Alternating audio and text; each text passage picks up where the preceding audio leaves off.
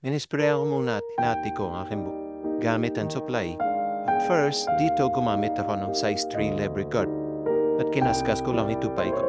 At second, gumamit ako ng size 2 lever guard at kinaskas ko naman ito paikot. At huwag masyadong taasan ang pagkaskas. Medyo sa mid part lang banda ng ulo.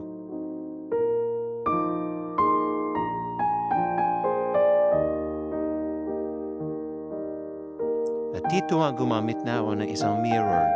Nire-reflect ko siya sa isang mirror para makita yung likuran ng aking ulo.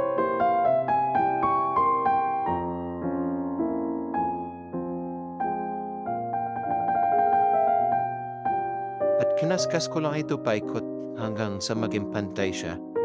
At pagkatapos nga noon ay gumamit na ako ng 1.5 na lever guard.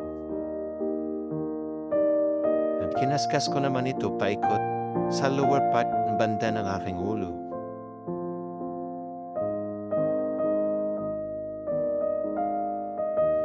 At gumamit ako ulit na salamin para makita yung back part ng aking ulo.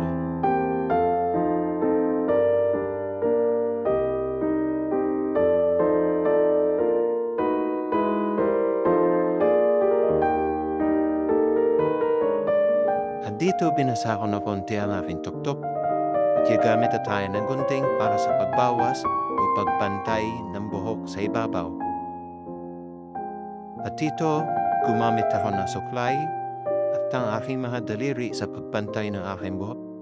Kailangan nandito ng konting pag-iingat dahil baka magupit mo ang iyong daliri o yung balat ng iyong daliri. Dahil ang beses na nangyari ito, kung ako'y nag-umpisa pa lang. At dito nga'y gumamit na ako ng thinning scissor.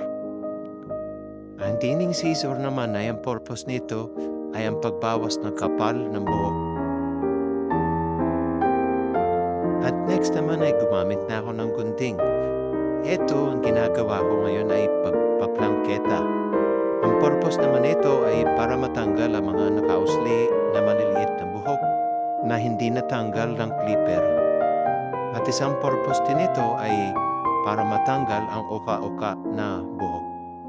At ngayon, gumamit na ako ng clipper para kortehan ng aking patilya o gilid-gilid ng aking ulo. At para matanggal din ang mga nakausli na buhok sa ilalim para maganda siyang tignan. At ayan na, tapos na. At hinawi ko ito at chinek kung okay na ba. At last, nag-shape na nga ako ng aking bigote habang nakatingin ng aking anak. At sana balang araw magustuhan niya rin ang paggugupit para maturo ko sa kanya ang aking nalalaman.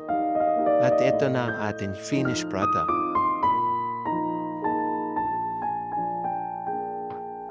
At kung makikita nyo, medyo mahaba yung tuktok. At ang tawag dito ay barber straight or undercut straight. At sa mga gusto manggupit, mag-practice lang, ayun naman practice hanggang sa matuto. Salamat sa pakikinood.